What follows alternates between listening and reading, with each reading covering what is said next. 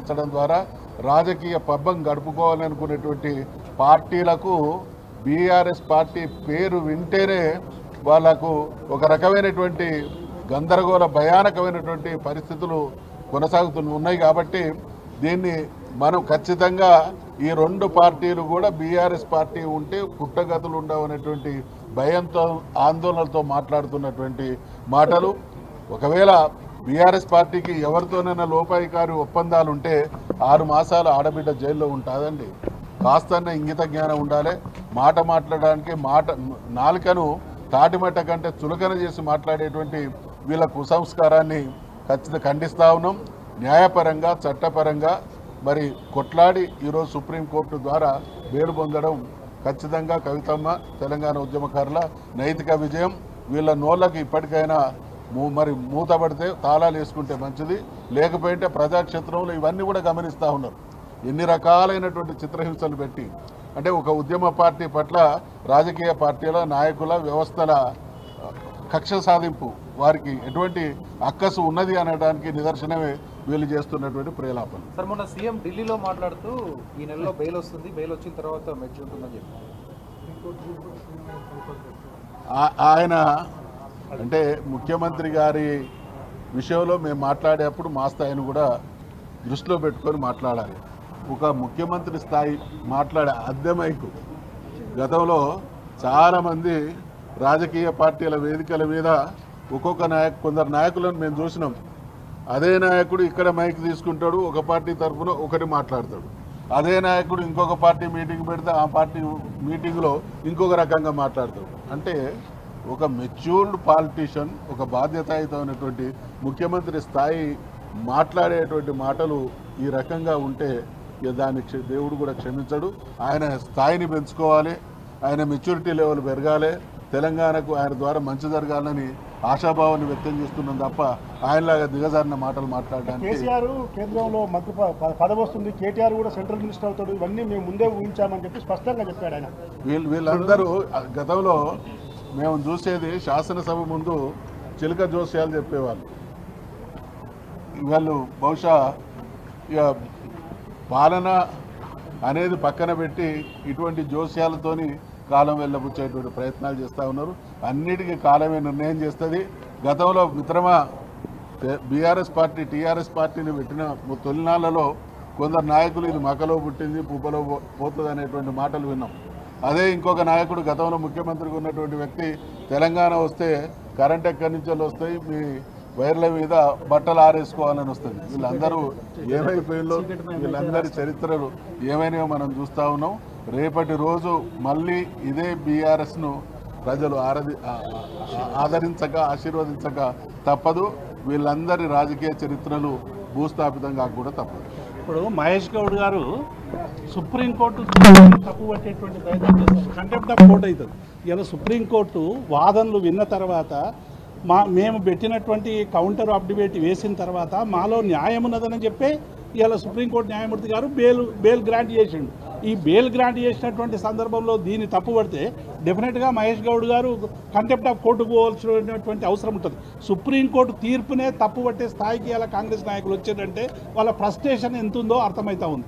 ఎందుకంటే ఇలా కాంగ్రెస్ పార్టీ అనుసరిస్తున్నటువంటి దుర్నీతి వలన ప్రజలందరూ కూడా రోడ్ల మీదకి వస్తూ ఉన్నారు. రుణమాఫీ కానీ హైడ్రా కానీ రకరకాల కారణాలు చెప్పి ఇలా ప్రజల్ని వేధించేటువంటి పరిస్థితి తెస్తున్నటువంటి పార్టీకి సరైనటువంటి జవాబు చెప్పే విధంగా ఇవాళ బీఆర్ఎస్ పార్టీ రాజకీయ రణక్షేత్రంలో ఉంది.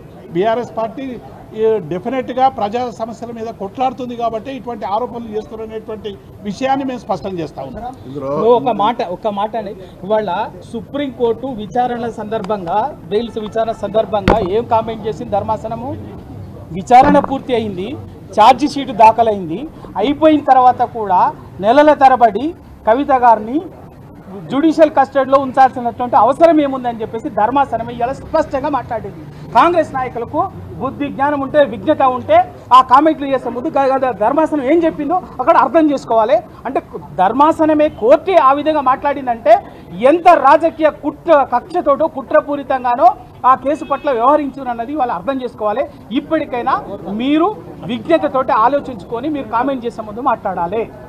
అంతేగాని నోటికి వచ్చినట్టు మాట్లాడటం అనేది మానుకుంటే మంచిది. కాంగ్రెస్ నాయకులు కేసీఆర్ గారి నాయకత్వం, జై తెలంగాణ, జై తెలంగాణ, జై తెలంగాణ. కేసీఆర్ గారి నాయకత్వం, కేసీఆర్ గారి నాయకత్వం, కేటీఆర్ గారి నాయకత్వం, హరీష్ రావు గారి నాయకత్వం. జై తెలంగాణ, జై తెలంగాణ. ఇక్కడ క్లియర్గా సుప్రీంకోర్టు చెప్పింది, supreme court grants bail to Kavitha in liquor policy case, questions fairness of CBI ED investigation.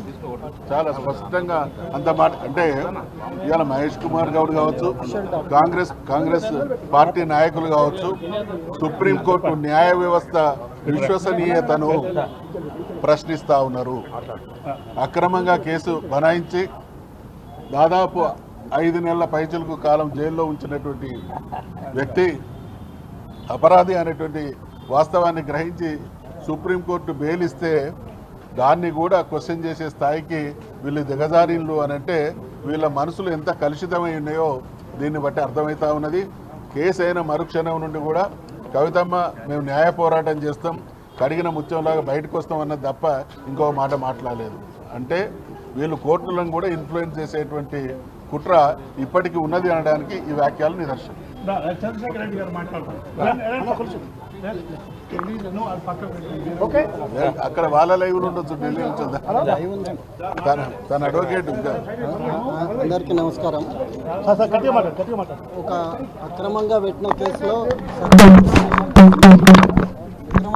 సక్రమ బెయిల్ వచ్చింది. సుప్రీంకోర్టు భారతదేశ ఉన్నత న్యాయస్థానం ఇచ్చిన తీర్పు. దీని మీద వక్ర భాషలు చెప్పకపోతే మంచిది.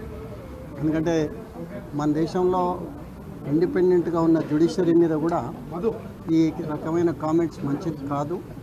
ఏ పార్టీ వాళ్ళు చేసినా కూడా మంచి కామెంట్స్ కాదు. అది కవిత గారు డిజర్వ్స్ బెయిల్ అని చెప్పి సుప్రీంకోర్టు నమ్మింది, ఇచ్చింది. అందరు గౌరవించాలి. మరి ఈ సందర్భంగా కవిత గారికి బెయిల్ వచ్చినందుకు మేమందరం సంతోషాన్ని వ్యక్తం చేస్తున్నాం. తుది తీర్పు కూడా ఇదే మాదిరి ఉంటుందని ఆశిస్తున్నాం, నమ్ముతున్నాం.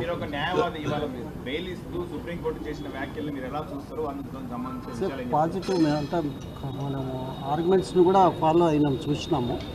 చాలా స్పష్టంగా ఇవాళ ఇచ్చిన ఆర్డర్లో కూడా చాలా స్పష్టంగా కోర్టు చెప్పింది.